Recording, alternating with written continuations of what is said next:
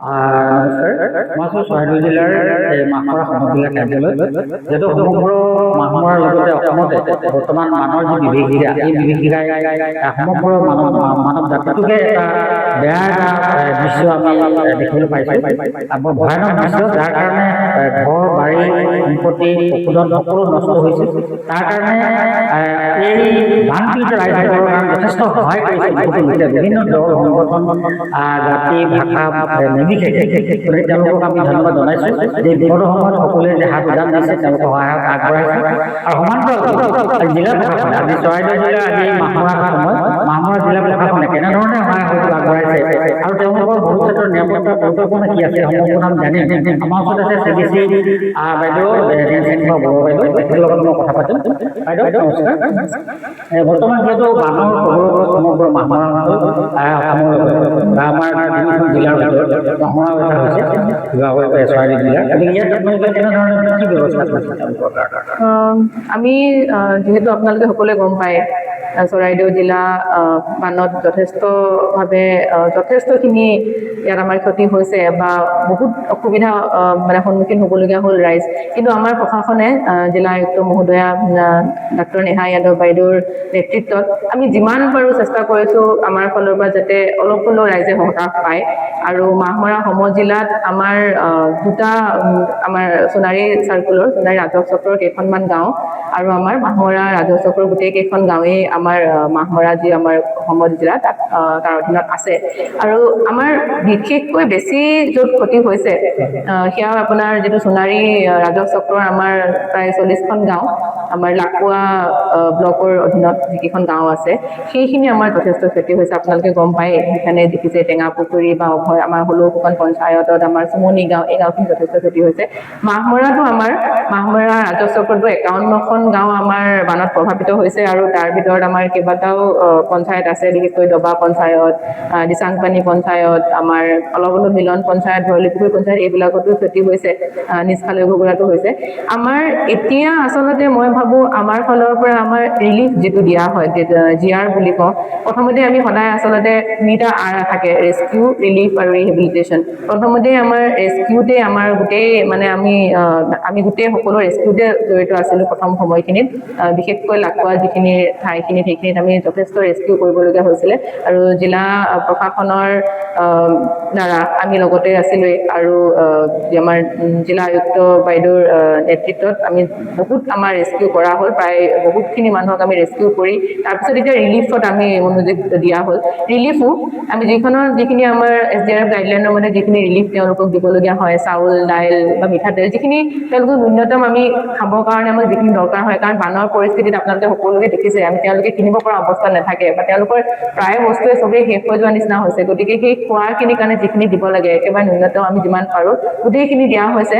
আমি দুবাৰকৈ লাকুৱা মানে সোণাৰী ৰাজহ চক্ৰৰ অধীনৰ গাঁওকেইখনতো আৰু মাহমৰা ৰাজহ চক্ৰৰ বানত যিখিনি প্ৰভাৱ হোৱা গাঁওখিনিত আমি দিছোঁ, ৰিলিফ দিছোঁ, খোৱা বস্তু খাদ্য দিয়া হৈছে। লগতে দুবাৰকৈ আমাৰ ফালৰ পৰা দিয়া হৈছে আৰু আপোনালোকে হয়তো এইটো জানেই, এতিয়া আমাৰ মাননীয় মুখ্যমন্ত্ৰী মহোদয়ৰ পৰা তেখেতসকলৰ বাবে বিশেষ খাদ্য সামগ্ৰী এনেকুৱা কিট আমাক আহিছে, তিনিচুকীয়া জিলাৰ পৰা দিছে তেওঁলোকে পেকিং কৰি। আৰু সেইখিনি ইতিমধ্যে কালি আমাৰ আটাইতকৈ বেছি এফেক্ট হোৱা যিটো পঞ্চায়ত আছিলে হলৌফুকন পঞ্চায়ত লাকুৱা ব্লকৰ অধীনত, তাত কালি আমাৰ BDOৰ যোগেদি আৰু CEO ছাৰ আৰু BDOৰ ফালৰ পৰা তেওঁলোকে গোটেই পৰিকল্পনা কৰি আমাৰ ৱাৰ্ড মেম্বাৰৰ সকলৰ সহায় লৈ তেওঁলোকক দিয়া হৈছে, যাৰ এফেক্টেড ফেমিলিজ। আৰু আমাৰ এতিয়া আজি আমি ইয়াৰটো আমি আৰম্ভ কৰিম মাহমৰা যিটো আমাৰ চাৰ্কুলত মাহমৰা ব্লকত আমাৰ বস্তুখিনি আহি পাবহি। তাৰ পৰা আমি পঞ্চায়ত ৱাইজ ৱাৰ্ড ৱাইজ সেইখিনি ডিষ্ট্ৰিবিউট কৰিব, যাতে কোনো এফেক্টেড ফেমিলি বাদ পৰি নাযায়। ইতিমধ্যে সেই গোটেই লিষ্টবোৰ ৰেডি কৰা হৈছে, যাতে যিটো মাননীয় মুখ্যমন্ত্ৰী মহোদয়ে যিটো আমাক বান পীড়িত ব্যক্তিসকলৰ কাৰণে তেখেতৰ পৰা পঠাইছে, সেইখিনি যাতে ভালকে তেওঁলোকে পায়, সোনকালে পায়, সেইখিনি আমি এতিয়া হাতত লৈছোঁ।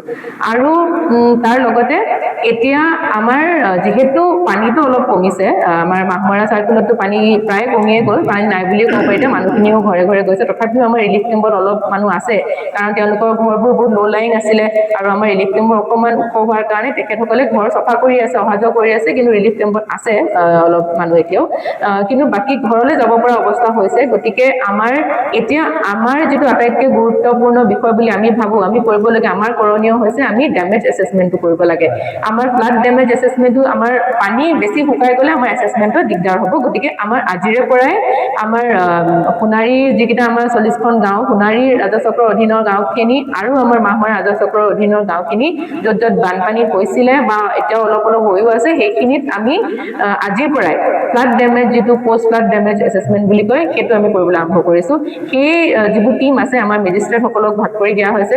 আমাৰ ইয়াত 5টা, মাহমৰা চাইডে আৰু লাকুৱা চাইডে আমাৰ 2টা টীম তেনেকে ফিল্ডত আজিৰ পৰাই গৈছে। ইতিমধ্যে তেওঁলোক ফিল্ডত আছে। এতিয়া তাত আমাৰ অকল যিহৰ আমাৰ LRA চাৰ্ভটো লাগিবই, চাৰ্কুলৰ যে আমাৰ LRA লেণ্ড ৰেকৰ্ড এছিষ্টেণ্টসকল আছে, গাঁও প্ৰধানসকল আছে, লগতে আমাৰ যিসকল বাকী ডিপাৰ্টমেণ্টসমূহ আছে, যেনে আপোনাৰ এগ্ৰিকালচাৰ, ফিচাৰী, ভেটেৰিনেৰী, আৰু লগতে আমি অংগনবাড়ীৰ বাইদেউসকলকো লৈছোঁ। তেনেকৈ আমাৰ এটা টীম বনাই দিয়া হৈছে, 12-13 জনীয়া টীম আছে। লাইন ডিপাৰ্টমেণ্ট মানে আপোনাৰ PHEৰ হওক, তেনেকুৱা ডিপাৰ্টমেণ্টৰো আমি লোক লৈছোঁ। তাত আমাৰ ঘৰে ঘৰে গৈ ঘৰৰ কি ক্ষতি হৈছে, যদি কিবা ঘৰ একেবাৰে ফুল্লি নাইকিয়া হৈ গৈছে, ফুল্লি ডেমেজ হৈছে, এনে তেওঁলোক মানে পাৰ্চিয়েলি ডেমেজ হৈছে নেকি, সেইবোৰ চাব। লগতে খেতি নষ্ট কি হৈছে, ক্ৰপ কিমান আমাৰ মানে মাটি, কিয় আমাৰ কঠীয়া ৰুইছিলে মানুহে, কিমান বেয়া হ'ল, কিমান নষ্ট হ'ল, আমাৰ খেতি পথাৰ নষ্ট হৈছে নেকি, সেইটো চোৱা হ'ব। কাৰোবাৰ যদি ফিচাৰী আছিলে, তাৰ কিবা ক্ষতি হৈছে নেকি, আমাৰ পশুধন কিমান ক্ষতি হৈছে, এই গোটেইখিনি এছেছমেণ্ট তেওঁলোকে কৰিব। কৰি সেইখিনি আমি আৰু লগতে এই যেতিয়া তেওঁলোকে ফিল্ডত ঘূৰিব, আমাৰ অংগনবাড়ী চেণ্টাৰৰ কিবা ক্ষতি হৈছে নেকি, বা আমাৰ ৰাস্তা কি ক্ষতি হৈছে, ইনফ্ৰাষ্ট্ৰাকচাৰ, আন্তঃগাঁথনি আমাৰ কি বেয়া হৈছে, স্কুলৰ কি ক্ষতি হৈছে, আমাৰ স্কুলৰ সেইকাৰণে আমাৰ ডিপাৰ্টমেণ্টৰো লোক থাকিব, এডুকেশ্যন ডিপাৰ্টমেণ্টৰো আমাৰ এই টিমটোত আছে। এই গোটেইখিনি চাই আমি এছেছমেণ্ট কৰিবলৈ লৈছোঁ, যাতে যিমান পাৰোঁ সোনকালে আমি এছেছমেণ্ট কৰি আমি প্ৰপ'জেল বনাই আমি দিব পাৰোঁ গভৰ্ণমেণ্টক, যাতে আমাৰ যিসকল ব্যক্তিয়ে অকণমান সকাহ পায়, তেওঁলোকৰ যি ক্ষতি হৈছে, ক্ষতিপূৰণটো কিমান সোনকালে পায়, সেইখিনি আমি এতিয়া আমাৰ মেইন প্ৰায়ৰিটি সেইটোত, আজিৰ পৰা আমি সেইটোত লাগিছোঁ। আচ্ছা, মাহমৰাত এই বানৰ মৃত্যু সংখ্যা কিমানৰ আমাৰ এতিয়ালৈকে মানে যিটো মই ক'লোঁ, আমাৰ 2টা চাৰ্কুল মিলাই আমাৰ 15জন ব্যক্তিক আমি হেৰুৱাইছোঁ। আৰু তেখেতসকলৰ তাৰে আমাৰ যিটো আপোনালোকে গম পায়, ইটো চাইডে লাকুৱা চাইডে যিটো সোণাৰী ৰাজহচক্ৰৰ ভিতৰৰ যিখন অধীনৰ গাঁও, তাত বেছি আমি লোকে প্ৰাণ হেৰুৱাইছে। আমাৰ 13জন ব্যক্তিক আমি হেৰুৱাবলগীয়া হ'ল।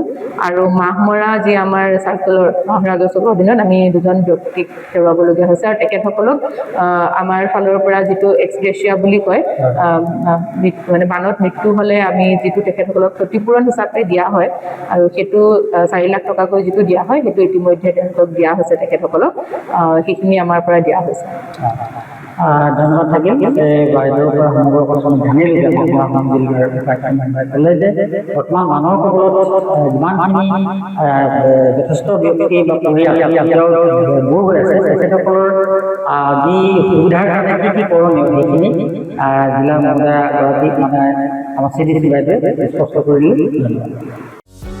যিকোনো খবৰৰ বাবে যোগাযোগ কৰক আমাৰ এই নম্বৰত 9181 307 221।